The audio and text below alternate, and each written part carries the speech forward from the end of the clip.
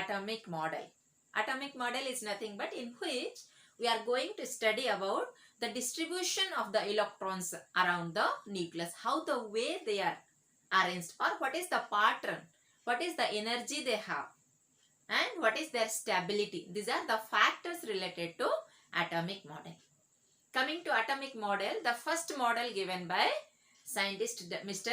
J.J. Thomson. What he told, your atom is like a circular sphere in which the electrons are embedded. How the way he told, it's like watermelon.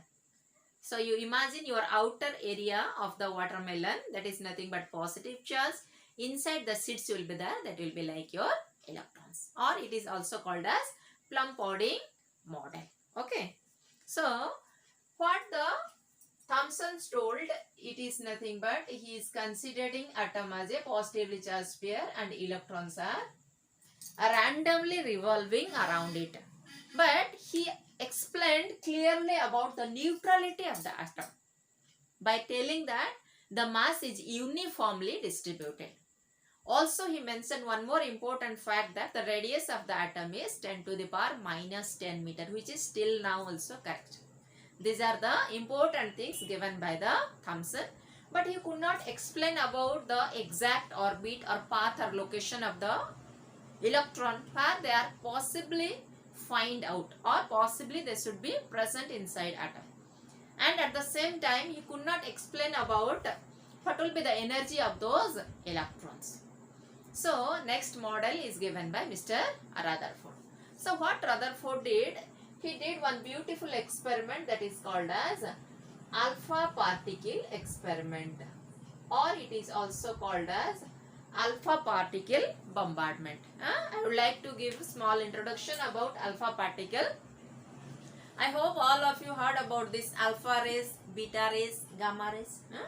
So this alpha particle is nothing but it consists of positively charged particles, 2 units of positive charge. Even helium also, you know, it has 2 electrons. They are also taking that nucleus, that is proton, that is also called as alpha particles. So anything which is consist of 2 unit of positive charge, that is can be used as the alpha particle. Similarly, beta particles consist of, for beta radiation, negatively charged, and gamma is neutral. And this alpha particles, the penetrating power is very low. Beta particle, it's around 100 times more than the penetrating power of alpha, and gamma particles are 10,000 times more penetrating power than the alpha particles. That's what gamma particles are used for high frequency applications. Okay. Now coming to the alpha particle, simply I can say alpha particle consists of 2 unit of positive charge and 4 unit of atomic mass number. So what he did, he has taken his 2 students. They are called as Ziesser and Marsden. 2 students. With the help of those 2 students, he started conducting this alpha particle experiment. So to do that experiment, he has taken a gold foil, which is his thickness is in terms of some nanometer. That much, you just imagine, nano means 10 to the power minus 9. He has taken a gold foil of that much thin. And what he did, he has taken a source of alpha particles, this, and he started bombarding on these gold particles or gold plate. Then at the same time, what he did, he covered these gold foil around it with a circular shielding. What is that circular shielding? It is nothing but consists of phosphorescent or fluorescent material. What is the purpose of it? When they are bombarding these alpha particles to this golden foil or golden plate, then when these alpha particles will cross this plate, definitely it will hit it somewhere. And what is the nature of the phosphorescent or fluorescent material is nothing but it will give a small glow or tiny light it will give. So with that they will get the confirmation how many particles are passing, in which direction it is passing. To get that angular deflection also, he has taken this circular plate. Otherwise he can take one linear plate, but he want to know whether it is deviating, deflecting, or all are going straight. So hence he has taken a circular plate which is surrounding around it, and that is coated with fluorescent or phosphorescent material. Now, what the experiment he has found that the first observation is nothing but most of the alpha particles passed through the gold foil. So where they will hit directly? Directly he found that these rays are hitting on these screens. Most of the alpha particles pass through the gold foil. So what is the conclusion from it? Most of the space in atom is empty. That is the first conclusion. Okay. Now come to the second observation. What he found that few of the alpha particles are deviating, means they started to deviate in this direction, in this direction. Very few of the particles deviating. So, or when they are deviating, what it gives indication? I already mentioned your alpha particles are made up of positively charged particles. So when it is deviating, damn sure inside this gold foil some positive charged particles are there. That's what, due to repulsion there will be deviation. So they concluded that some positive charges are present inside atom. That is the second conclusion based on second observation. Now let us see the third observation. What they have found that out of, for example, they have taken if 20,000 alpha particles are going and hitting the plate, out of 20,000 only one is bounce back. Bounce back means what? It will straight returned, means by making an angle of deviation 180 degree. So from this, what the conclusion they made is nothing but there is a heavy nuclear mass or heavy mass centered at the atom. There is a heavy mass which is placed or centered inside the atom. What's the name they have given? They called it as nucleus. And they found that out of 20,000 only one particle is returned. So what does it mean? The size of the nucleus is so small, and they calculated also the size of the nucleus is nothing but 10 to the power minus 15 meter. This is about the size of nucleus, radius of the nucleus. Similarly, the radius of the atom is nothing but 10 to the power minus 10 meters. Now, can you able to imagine? I'll give you one easy example. Just imagine a cricket field which is circular in shape and of radius 5 kilometer. Circular in shape and radius 5 kilometer. All of you have seen the cricket ball. So, keep that cricket ball at the center of that cricket field. Now, are you able to imagine? The 5 kilometer radius of the circle, that is nothing but imagine as atom, and that cricket ball which is placed at the center of the circle, that is nothing but your nucleus. Is it clear? How much space inside the atom is empty? And how much a small space is occupied by nucleus? But still, the most of the volume of the atom is concentrated at the nucleus only. Why? Because the mass of the electron is negligible. It's very less. 9.1 into 10 to the power minus 31 kg. Whereas the mass of proton is 9.1 into 10 to the power minus 27 kg. And mass of neutron is almost equal to proton or somehow slightly more than proton. So almost the mass of the electron, mass of the atom is concentrated at the nucleus. That is the great achievement. Hence Rutherford's model also called as nuclear model, because he given very crystal clear information about the nucleus.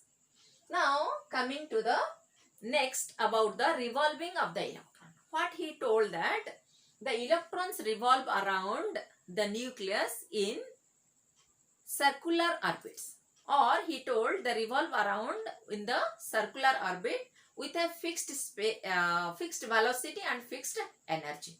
He told about that. But when the electrons are revolving around the nucleus, you know, you have studied in physics that acceleration occurs when there is change in velocity. So when there will be change in velocity, two conditions. When there is change in speed, otherwise there is change in direction. If you are maintaining uniform speed but you are changing continuously directions, then also there is acceleration. So here, though the electron is revolving around the nucleus in uniform speed, but due to the change in direction there will be acceleration. So a accelerated charge always emits radiation. So if the electron emits radiation, then after certain time the radiation reduce and finally the electron should fall at the center. He told yes, it will fall at the center. He calculated and he told after 10 to the power minus 8 second, the electron will have a spiral and fall into the nucleus. Suppose this is your atom nucleus. Here is the orbit in which electron is present. Now after 10 to the power minus 8 second, it will be falling like this at the center, which is practically not happening. So Rutherford's model failed. Why? Because he could not explain about the stability of the atom, and second, he could not explain about the spectrum of atoms or spectrum of electrons. These are the two major drawbacks of the Rutherford, for which we are going for the third model, that is nothing but Bohr's model, which is highly popular, and so many concepts are residing in the Bohr's model. So let us see the first point of Bohr's model, what he told. See, your Bohr's model told about the first point is nothing but same as Rutherford's model, that there is a central heavy mass present in it, that is called as nucleus. Means he just gave the approval to the Rutherford's model, okay, in his experiment. Second thing he told about the orbit. What he told orbit, that if this is your atom, your protons are present inside, the electrons are revolving in fixed orbits. What is orbit? It is nothing but fixed energy, or it is nothing but called as allowed energy. The other name also he called it as stationary state. So about orbit, what he told, it is nothing but orbit means it's allowed energy states or stationary orbits. It is allowed energy states and also it are stationary in nature. Then second, he told that the energy possessed by every orbit is fixed. The energy possessed by each orbit is fixed, and these orbits are placed in concentric circles. What do you mean by concentric circles? Means circles of different radius whose center is one or center is common. That is nothing but concentric circles. Okay, and the energy will remain same, or the energy they are not going to change. Means energy is fixed for particular orbit. But or however, he mentioned in that same thing is nothing but when your electrons jump from, this is your lower orbit, this is called as lower orbit, these are all called as higher orbit, or this lower orbit also called as nothing but ground state, GS. These are all nothing but called as excited states. Okay, so when suppose your electron is present here, lower energy state, if you give energy to it, it will move from low energy state to high energy state. That is nothing but called as excitation. So what is excitation? When the electrons are in low orbit, you are giving energy. By absorbing energy, it will go to the higher energy state. Similarly, when the electrons are absorbing energy, suppose the electron is present here, you given some energy, now it is going to here. But here the electrons will not be stable. What will happen? It will again radiate energy and try to come back to the ground state. Because everyone wants to be stable in this world. This is the law of nature. Even human being, particle, animals, everything wants to be stable. So same way, if you give extra energy, it will excite. It will go to higher orbit. by absorbing energy, but it will not stay stable there. Again it will radiate the energy or emit the energy and come back. And he told that is about the energy. And what the energy it is absorbing or radiating, that is not in continuous, that is always discrete. What do you mean by the term continuous and discrete? Your plain road, you can say it as continuous. How the way you like to walk, you can walk. But if there is steps, you imagine your staircase steps. Can you walk the way you like? No, there is steps. Number 1, number 2, number 3, number 4. So in between number 1 and number 2, there is no steps at all. You have to move from step 1 to step 2. Same way, the energy which is it absorbing or it is emitting, that is in the form of discrete or discontinuous, not in the continuous form. Then third, he given about the frequency, how much frequency this energy will contain. We know the formula E equal to h nu. E equal to h nu. What is your E is energy, h is Planck's constant, which is 6.636 into 10 to the power minus 34 joules into second, and nu is nothing but your frequency. So how much frequency it will be? EV equal to A by h.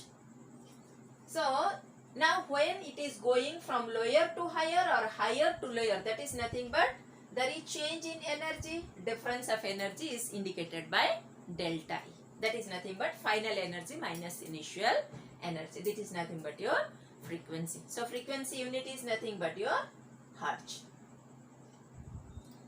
or cycles per second. Clear? This is about the frequency related to that particular emission spectra. Spectra is nothing but range of frequency. Spectra means range of frequency. I hope all of you heard this term spectrum. In your earlier class, when you pass the light through a prism, what you found? There will be all the colors are coming at the outside. You called it as spectra, and what's the name you have given? Continuous spectra. What is the difference between continuous spectra and discrete spectra? In continuous spectra, you have found red and all these colors end with violet, and you found one color is merging on the other because they are continuous. And when you find that one color is not merging on the other, individually you are able to identify it. That is called as your discrete spectrum or discrete spectra. Okay. So this is about the frequency he given information. Fourth very important information he given about the angular momentum. He told the angular momentum of these electrons when they are revolving in these circular orbits must be equal to the integer multiple of h by 2 pi. What he told? The angular momentum of the electron are revolving in any particular orbit is integer multiple of h by 2 pi. So L equal to n h by 2 pi.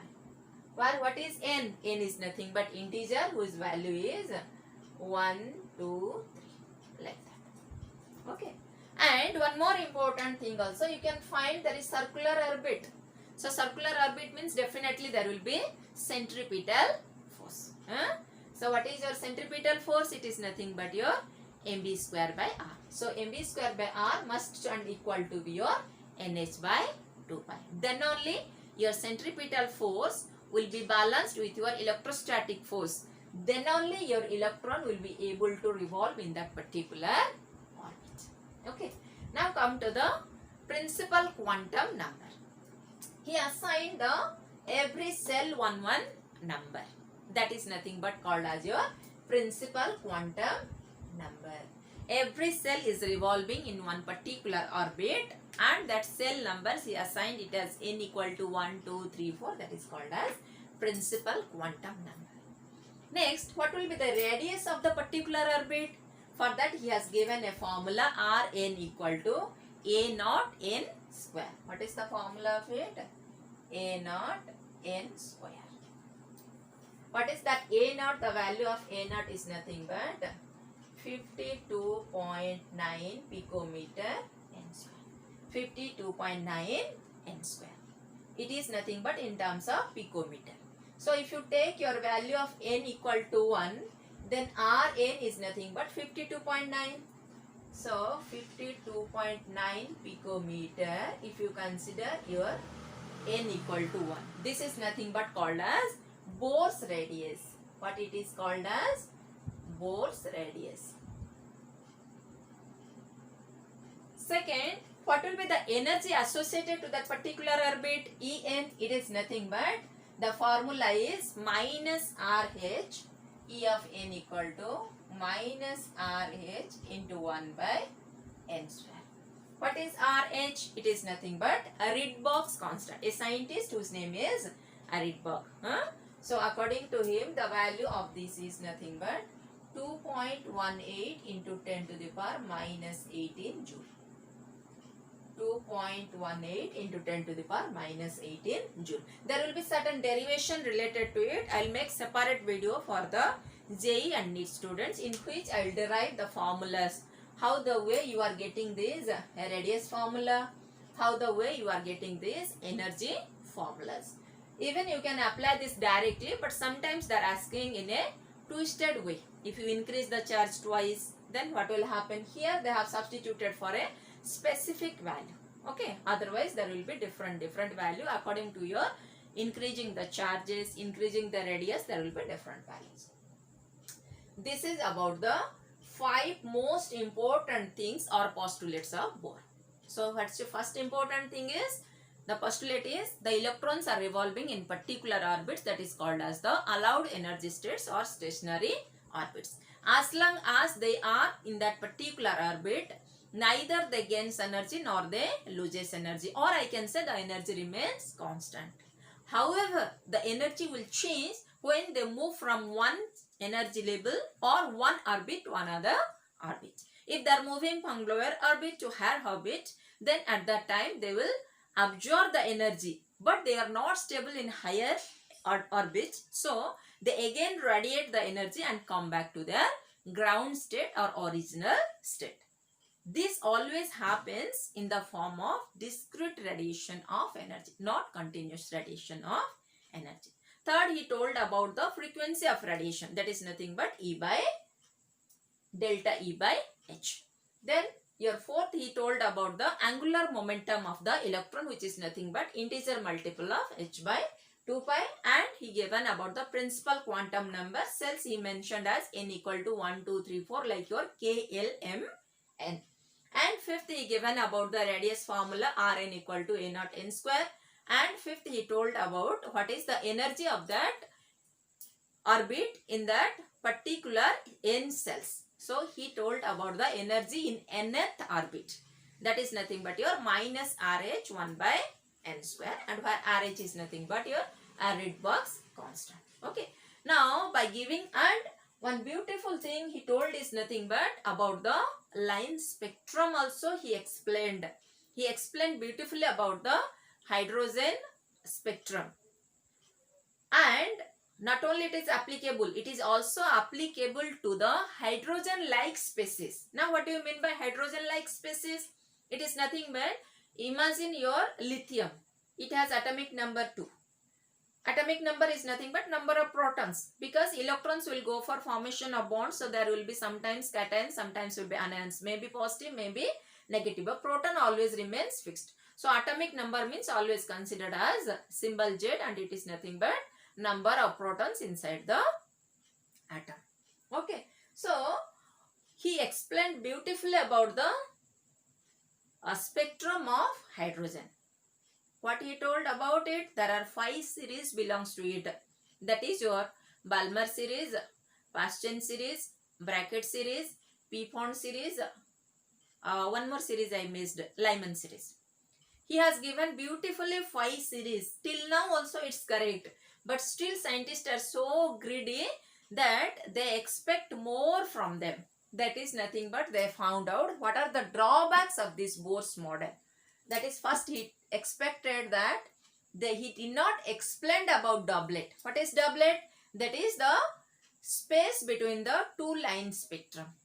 He could not explain about it. That is the thing. Second, he explained about hydrogen and hydrogen-like species, but he could not explain the spectrum for other elements. That is the drawback. Third, he could not explain the Zeeman effect. What is the Zeeman effect? Is nothing but how the way your spectrum will change if you apply the magnetic field. So by changing your magnetic field notation is B. If you change the magnetic field, how the way your spectrum or spectral lines is going to change, that is called a Zeeman effect. He could not explain that. Then next is Stark effect. What is Stark effect? Is nothing but if you change the electric field, how the way your line spectrum is going to change. He could not explain about it. So it is the failure of this model. And finally what he told is nothing but how the way atoms combine to form the molecules or they are going for chemical bonding. He could not mention or explain about it. So hence Bohr's model is failed. But I'm really hats up to Mr. Bohr who given such a beautiful model, and so many high level calculations are there which you are not able to study in this level. If you go for higher study, you will find so many complicated calculations he given, which till now no one given up to that much extent. Mathematical calculations, modeling, presentation, everything superb. But we always greedy people, so we want so many to find the drawbacks and negatives. But his contribution is really fabulous.